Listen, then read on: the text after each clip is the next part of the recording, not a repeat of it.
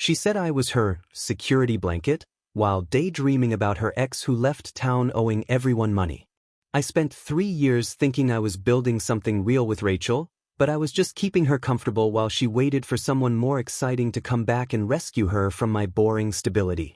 I work as a water treatment facility supervisor here in downtown Richmond. Nothing glamorous, but it pays well and keeps our community's infrastructure running smoothly. My days involve monitoring chemical levels, managing equipment maintenance schedules, and ensuring clean water flows to thousands of homes and businesses throughout the metropolitan area. It's detailed work that requires precision and reliability, qualities Rachel claimed to admire but clearly found tedious when I'd share stories about successful system upgrades or EPA compliance achievements that genuinely excited me. She'd nod and smile with that practiced patience people use when they're waiting for you to finish talking about something they consider mind-numbingly dull, but I could tell her mind was somewhere else entirely, probably calculating how many more minutes she had to pretend interest before she could change the subject to something more stimulating. Rachel was a freelance graphic designer who talked constantly about pursuing her real passion for art therapy, claiming she wanted to help trauma survivors process their experiences through creative expression and eventually open her own practice specializing in PTSD treatment for veterans and abuse survivors. Her passion seemed genuine and admirable, so I gladly covered the $1,500 monthly rent on our shared loft in the Arts District and paid for her weekend certification courses at the local community college, plus the expensive art supplies she claimed were essential for developing her therapeutic techniques. I thought I was investing in our future together, supporting her dreams the way a good partner should, imagining the day when she'd have her own successful practice and we could build something lasting together. What I didn't realize was that she was using my financial support to fund her fantasy life while keeping one foot firmly planted in an escape route that had nothing to do with art therapy or helping people heal. She maintained a studio apartment across the city in a converted warehouse district that she claimed was essential for her creative process, a place where she needed absolute solitude and inspiration to work on her art projects without the distractions of our shared domestic life. I never questioned it because I respected her artistic temperament and wanted to be supportive, even though the extra $600 monthly rent strained our budget significantly and meant I had to postpone my own goals like saving for a house down payment or upgrading my aging Honda Civic. Looking back, I can see how naive that was, but at the time it seemed like the kind of sacrifice you make for someone you love, the way my parents had supported each other through my dad's engineering degree and my mom's nursing school. The truth was much more painful and calculating than I ever imagined possible. Rachel spent hours at that studio apartment, but she wasn't creating art or developing her therapy skills like she claimed to be doing during those long afternoons and weekends when she'd disappear for 8 or 10 hours at a time. She was living in a carefully constructed bubble where she could pretend her life was more exciting and romantic than the stable reality I provided, surrounded by reminders of a relationship that had ended badly but still held more appeal than our secure present. She'd decorated the space with photos and mementos from her relationship with Austin, her ex-boyfriend who'd left Richmond 2 years before we started dating under circumstances that should have been massive warnings about his character and reliability. Austin was everything I wasn't, a charismatic bartender with full-sleeve tattoos and a vintage motorcycle who played guitar in dive bars and lived like every day might be his last, treating responsibilities like suggestions and commitments like temporary inconveniences. He was spontaneous where I was planned, reckless where I was responsible, artistic where I was practical, passionate where I was steady, the kind of guy who'd show up at your door at midnight with concert tickets and a bottle of whiskey, expecting you to abandon whatever obligations you had for an adventure that might end with sunrise on a random beach 3 states away. Rachel would light up whenever mutual friends mentioned seeing Austin around town before he disappeared, and she'd get this wistful expression that made my stomach twist with unease, like she was remembering the best moments of her life and realizing how far she'd fallen from that peak of excitement and spontaneity. I told myself it was natural to have fond memories of past relationships, but deep down I knew something wasn't right about the intensity of her reaction, the way she'd go quiet and distant for hours after those conversations, clearly lost in fantasies about what might have been or could still be if circumstances changed. She'd compare everything I did to how Austin would have handled things, never directly but in subtle ways that made me feel inadequate and boring, like I was failing some test I didn't know I was taking. When I suggested weekend trips to the mountains for hiking or peaceful getaways, she'd mention how Austin once surprised her with a spontaneous road trip to Nashville where they saw 3 different bands in hole-in-the-wall venues and slept in his car under the stars. When I cooked dinner at home using recipes I'd researched and ingredients I'd carefully selected, she'd recall Austin taking her to underground speakeasies I'd never heard of where they'd drink absinthe and talk about art until dawn with fascinating strangers who lived completely outside conventional society. She made it clear that while she appreciated my stability and the security I provided, she found Austin's unpredictable energy and artistic soul much more exciting and attractive than anything I could offer with my steady job and practical approach to building a future together. The breaking point came during our regular Sunday dinner at Rachel's parents' house in their comfortable suburban neighborhood, where Carol and Frank had been welcoming me like family for nearly 3 years, treating me with the kind of warmth and respect that made me believe I truly belonged in their daughter's life. Carol had prepared her famous pot roast with all the traditional sides, and we were sitting around their dining room table discussing work, local news, and the usual comfortable topics that filled our weekly gatherings, when Frank steered the conversation toward Rachel and my future together after all this time as a committed couple. He mentioned how relieved both parents were to see their daughter finally settled with someone stable and dependable after the chaos and heartbreak of her previous relationship, specifically referencing the financial and emotional damage Austin had caused before disappearing without warning or accountability. Frank spoke with genuine gratitude about how I'd brought peace and security to Rachel's life, calling me exactly the kind of man they'd always hoped she'd find,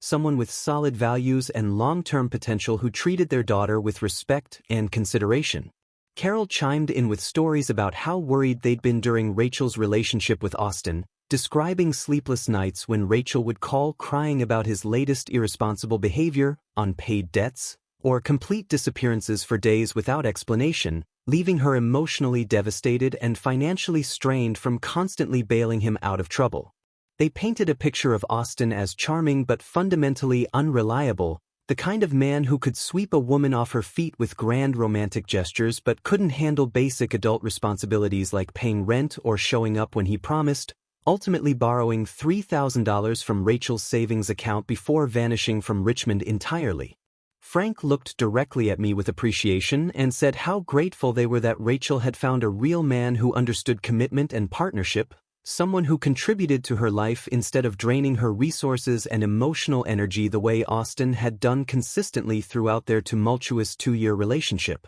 I felt genuinely moved by their acceptance and started to respond with gratitude for their kindness, but Rachel's expression had shifted dramatically during her father's praise, her face flushing with what looked like embarrassment mixed with rising anger. She set down her wine glass with unnecessary force and interrupted her father's compliments with a defensive edge in her voice, declaring that Austin wasn't the villain they were making him out to be, that he had artistic passion and creative vision that most people couldn't understand or appreciate. The temperature in the room seemed to drop as Rachel continued defending Austin with increasing intensity, describing his guitar playing as transcendent and his approach to life as authentically artistic, claiming that he'd left Richmond to pursue a recording contract opportunity that required him to relocate quickly without time for proper goodbyes or financial settlements. Carol and Frank exchanged worried glances as their daughter spoke about Austin with an enthusiasm and affection that she'd never shown when discussing our relationship,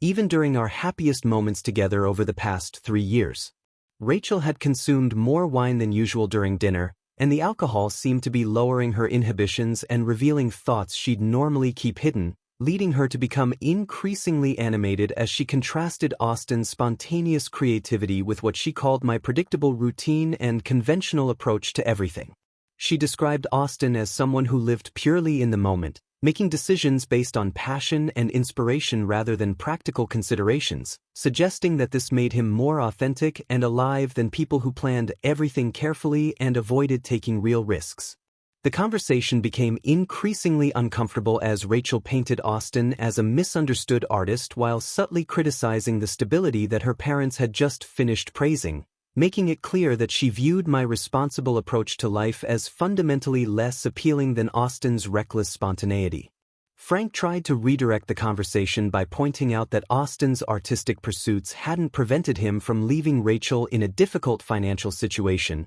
but Rachel dismissed this concern as missing the point entirely, insisting that truly creative people couldn't be measured by conventional standards of responsibility. The tension continued building as Rachel became more vocal about her true feelings, eventually leading to the moment that would change everything between us when she looked directly at me with a smirk that seemed designed to provoke a reaction and announced that if Austin ever returned to Richmond, she would choose him immediately without hesitation. She called me her safe harbor, a temporary place to anchor while she waited for something more exciting to sail into view, making it abundantly clear that I was never her first choice but rather a practical substitute for the man she really wanted. The words hit me like a physical blow, not just because of their cruelty but because of the casual way she delivered them, as if she was stating an obvious fact that everyone should have already understood about our relationship dynamics. Carol gasped audibly while Frank's face went pale with shock and embarrassment, both parents clearly horrified by their daughter's public humiliation of someone they'd welcomed into their family with genuine affection and respect.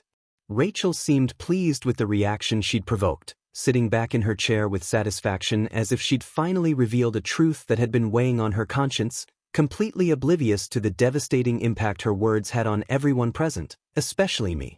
I stood up slowly from the dinner table, maintaining perfect composure despite feeling like something vital had been surgically removed from my chest, and thanked Carol and Frank for the wonderful meal with the same polite tone I'd used every Sunday for 3 years. I could see the anguish in their faces as they realized their daughter had just destroyed something precious right in front of them, but I didn't want to add to their embarrassment by acknowledging the full scope of what had just happened in their dining room. Rachel watched me with that same smug expression, clearly expecting some kind of dramatic reaction or desperate attempt to salvage our relationship through pleading or negotiation, but I simply gathered my jacket and keys with methodical calm that seemed to unsettle her confidence. I told Carol and Frank that I hoped they had a pleasant rest of their evening, kissed Carol's cheek goodbye as I always did, shook Frank's hand with genuine warmth, and walked to my car without looking back at Rachel or giving her the confrontation she obviously wanted. The 20-minute drive home passed in complete silence as I processed what had just occurred and what it meant for our relationship, feeling oddly detached from the emotional devastation I knew I should be experiencing, as if my mind had automatically shifted into damage control mode. I parked in our building's garage and took the elevator to our shared loft with a clarity of purpose that surprised me, knowing exactly what needed to happen next without any doubt or hesitation about the right course of action. I spent the next 4 hours methodically packing every item that belonged to Rachel, treating the process like an inventory project at work where accuracy and thoroughness were essential for a successful outcome. I carefully wrapped her canvases and art supplies in bubble wrap, folded her extensive collection of vintage clothing with the same attention I'd seen her use when organizing her closet, and packed her expensive camera equipment in its original protective cases along with all the accessories I'd bought her for various birthdays and anniversaries. I found boxes in our storage unit and labeled each one clearly with its contents, ensuring that nothing would be damaged or lost during the transition, maintaining the same professional standards I applied to equipment management at the water treatment facility. Her book collection filled 3 boxes, her kitchen gadgets and specialty organic foods filled another 2, and her bathroom products and cosmetics required their own dedicated container due to the sheer volume of expensive skincare items and makeup she'd accumulated over our years together. I discovered more of her belongings than I'd realized we had, from the throws and decorative pillows that had gradually transformed our living space to reflect her aesthetic preferences, to the plants she'd insisted on adopting but rarely remembered to water without my reminders. Everything went into boxes or bags with careful organization, and I stacked them neatly by our front entrance like a precise shipping operation, ensuring easy access for loading into a vehicle when the time came. After completing the packing process, I called a 24-hour locksmith service and arranged for immediate replacement of all our door locks, including the deadbolt and the chain lock she'd insisted on installing for extra security. I also changed the electronic code for our garage access and updated the building management system to remove her key card authorization, ensuring complete security protocol revision throughout our shared living space. The locksmith arrived within an hour and completed his work efficiently while I supervised and tested each new lock mechanism to verify proper installation and function. When Rachel returned around midnight, probably expecting to find me waiting anxiously for her arrival so we could have the dramatic reconciliation scene she'd planned, she discovered her entire life packed in labeled containers outside our front door with no way to enter the apartment we'd shared for over 2 years. I watched through the peephole as she tried her key multiple times with increasing frustration, then attempted to use her garage access card only to find it no longer functioned, finally resorting to pressing our doorbell repeatedly while calling my name with a mixture of anger and desperation. She'd clearly expected her shocking announcement at dinner to be a negotiating tactic rather than a relationship-ending revelation, assuming I would be devastated enough to accept her terms and grateful enough for her honesty to continue funding her lifestyle while she kept Austin as her preferred option. The reality of finding herself locked out with her belongings in garbage bags seemed to finally penetrate her wine-induced confidence, and I could hear her voice shifting from entitled demanding to genuine panic as she realized I wasn't going to open the door for discussion or explanation. Rachel's reaction over the following weeks confirmed everything I needed to know about her character and the nature of our relationship, cycling through every manipulation technique with desperate intensity as she tried to regain control of a situation that had slipped completely beyond her influence. The texts started within hours of her discovering the locked door, beginning with furious messages about how I was overreacting to one honest comment and escalating to elaborate justifications for her behavior, claiming she'd only said those things because she was drunk and hurt by her parents' criticism of Austin. She recruited mutual friends to contact me with guilt trips about my supposedly cruel response to what they characterized as a moment of poor judgment, suggesting that 3 years together deserved more consideration than immediate eviction regardless of what had been said during a family dinner. Our friend Lisa called to tell me that Rachel was devastated and sleeping on various couches while trying to find a new living situation, implying that I was being unreasonably harsh by refusing to discuss the situation or provide temporary housing while she figured out her next steps.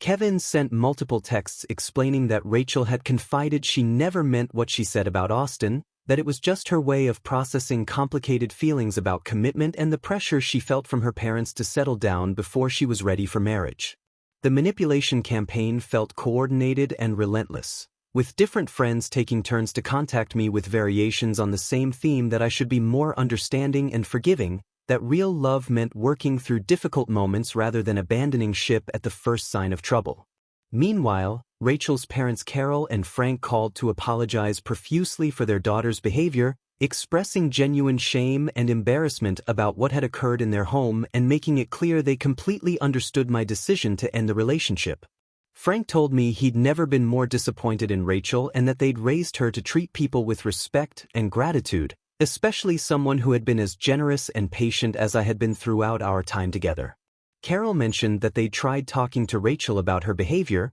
but she seemed incapable of understanding the severity of what she'd revealed about her true feelings, instead focusing on her anger at being locked out rather than reflecting on the cruelty of her words. They assured me that I would always be welcome in their home regardless of what happened with Rachel, and Frank specifically said that any man would be lucky to have someone with my character and integrity, making it clear they valued me far more than their own daughter seemed to. Rachel's social media posts during this period revealed her attempt to control the narrative and paint herself as the victim of an emotionally unavailable man who couldn't handle honest communication about complex feelings. She shared cryptic messages about toxic masculinity and men who punish women for expressing their authentic emotions, suggesting that my response proved I was never truly committed to understanding her deeper psychological needs.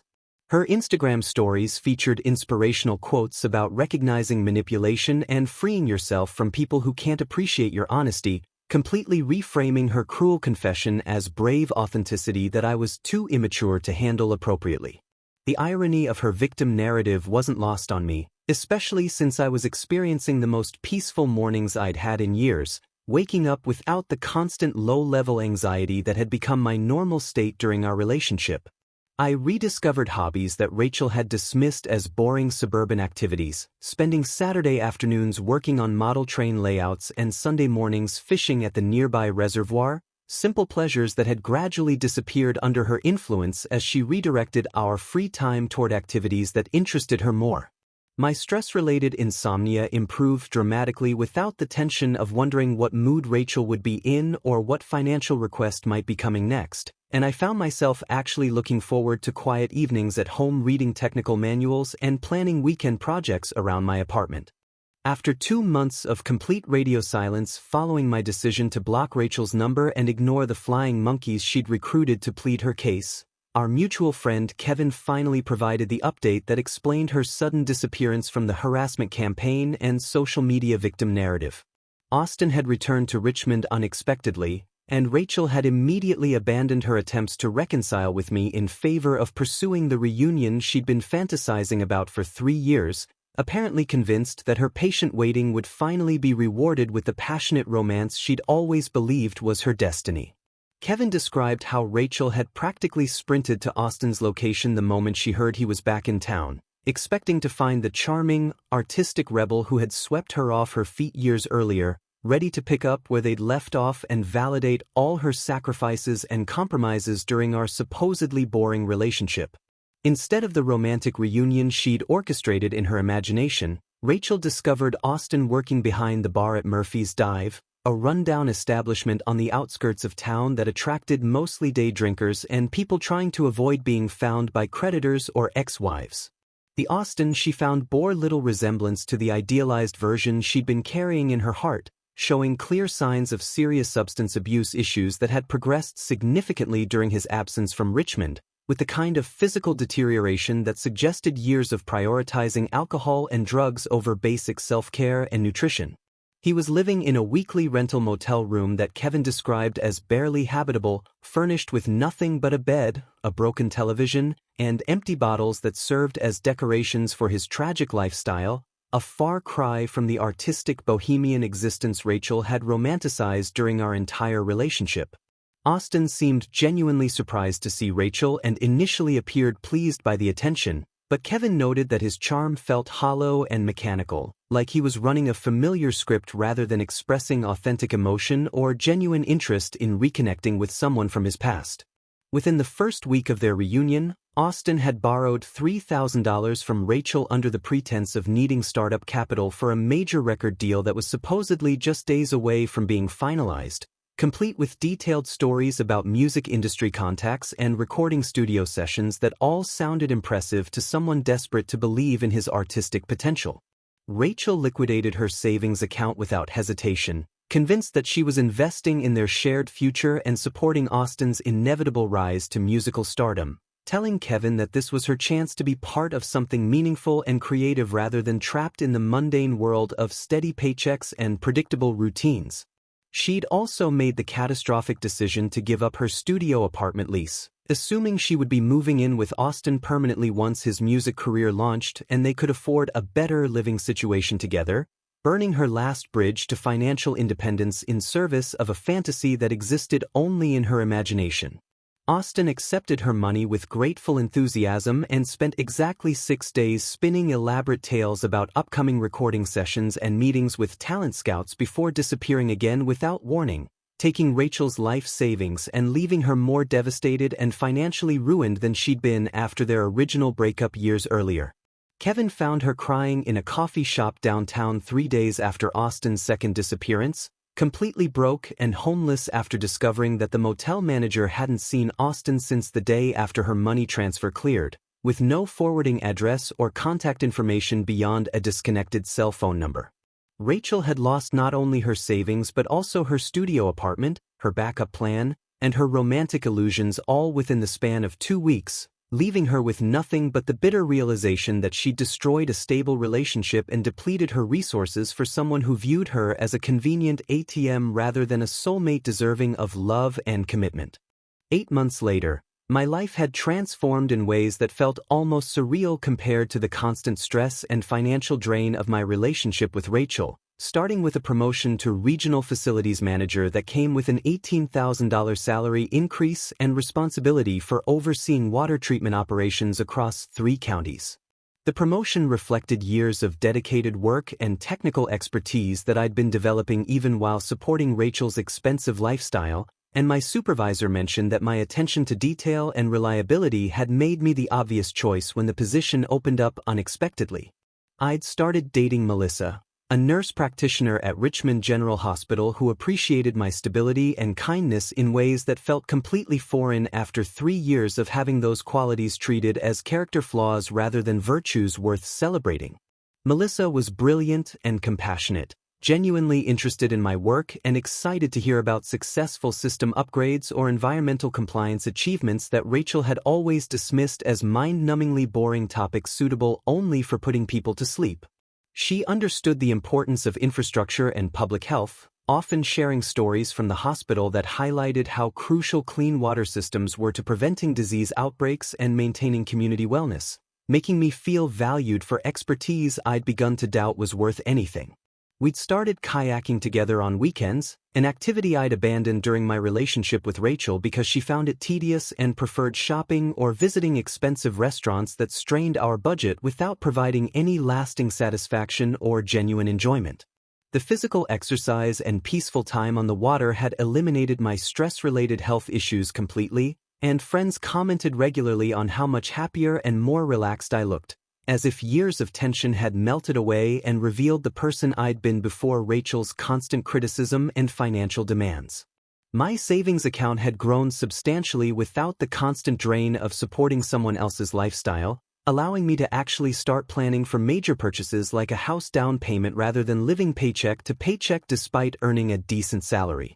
Meanwhile, Kevin's reports about Rachel painted a picture of someone whose life had spiraled dramatically downward since her disastrous reunion with Austin, starting with her move back to her parents' house after losing both her studio apartment and her savings in a matter of weeks. She'd been spotted around Richmond looking gaunt and desperate, working part-time at a coffee shop downtown after losing several freelance graphic design clients who'd grown tired of her unreliable communication and missed deadlines, apparently struggling with depression and financial stress that made maintaining professional relationships increasingly difficult. Kevin mentioned that Rachel had been asking mutual friends about my new relationship with obvious regret and jealousy, clearly processing the reality that I'd moved on completely while her own life had deteriorated beyond anything she'd imagined possible when she'd smugly announced her preference for Austin during that fateful family dinner. Her social media posts had evolved from inspirational quotes about toxic masculinity to vague references about learning hard lessons and the importance of appreciating good people while you have them, suggesting a level of self-awareness that had been completely absent during our relationship but came too late to matter. The final chapter of this story unfolded at our mutual friend Lisa's wedding reception 6 months later, where I was attending as Melissa's date and enjoying the celebration of two people who genuinely appreciated each other and had built their relationship on mutual respect rather than financial convenience or romantic fantasy. Melissa looked stunning in her navy blue dress and had been charming Lisa's family all evening with her warmth and intelligence, fitting seamlessly into our social circle in ways that made me realize how much tension Rachel's presence had always created at group gatherings. We were enjoying cocktails during the reception hour, talking with other guests about the beautiful ceremony and Lisa's obvious happiness, when I noticed Rachel approaching from across the room looking disheveled and obviously having consumed significant alcohol before arriving at the venue. She'd lost considerable weight since I'd last seen her, and her dress hung loose in unflattering ways while her makeup appeared hastily applied, giving her the desperate appearance of someone trying to maintain appearances while falling apart internally. Rachel interrupted my conversation with Melissa and another couple, asking if she could speak with me privately about something important, clearly hoping to separate me from my date for what I suspected would be an attempt at reconciliation or emotional manipulation. I politely declined her request for privacy, explaining that anything she needed to say could be said in front of Melissa, which seemed to throw off whatever script she'd prepared for this encounter. Rachel's desperation became more apparent as she began apologizing for her behavior during our relationship, claiming that Austin had been just a temporary phase of confusion and that I was her true love all along, the person she should have chosen from the beginning if she'd been mature enough to recognize real value over superficial excitement. She described her financial struggles and living situation with her parents in obvious attempts to evoke sympathy, suggesting that losing me had taught her everything she needed to know about what actually mattered in life and relationships. I listened calmly to her entire speech before responding that I was genuinely happy with Melissa and that my life had improved dramatically since our relationship ended, making it clear that I harbored no resentment but also had absolutely no interest in revisiting our past connection. Rachel's composure cracked completely when she realized that my politeness wasn't masking any residual feelings or hidden desire for reconciliation, and she became increasingly desperate in her attempts to convince me that we belonged together despite all evidence to the contrary. She began criticizing Melissa in subtle ways, suggesting that a nurse practitioner couldn't possibly understand my work the way someone with artistic sensibilities could, completely oblivious to how insulting and ridiculous her arguments sounded to everyone listening. When Rachel started raising her voice and attracting unwanted attention from other wedding guests, I calmly took Melissa's hand and began walking away, refusing to engage in the dramatic scene Rachel was trying to create at someone else's celebration. Rachel followed us briefly, becoming more agitated and desperate, but Lisa's father intervened diplomatically and suggested she might want to get some fresh air outside, effectively removing her from the reception before she could cause further disruption. Melissa and I spent the rest of the evening dancing and celebrating with friends who commented on how well-matched we seemed and how obvious our mutual affection was to everyone around us, creating exactly the kind of peaceful happiness I'd always wanted but never experienced during my tumultuous years with Rachel. As we danced to the final song of the evening, I caught sight of Rachel through the window standing alone in the parking lot, watching us with an expression that mixed regret, anger, and genuine sorrow for opportunities she'd destroyed through her own choices and misplaced priorities. The image of her isolated figure served as perfect closure to this chapter of my life, representing everything I'd left behind in favor of building something real and lasting with someone who actually valued what I had to offer. I realized in that moment that Rachel's greatest punishment wasn't anything I could have imposed on her, but simply the natural consequences of her own decisions and the clear contrast between the life she'd thrown away and the happiness she was now forced to watch from the outside, finally understanding exactly what she'd lost but far too late to matter.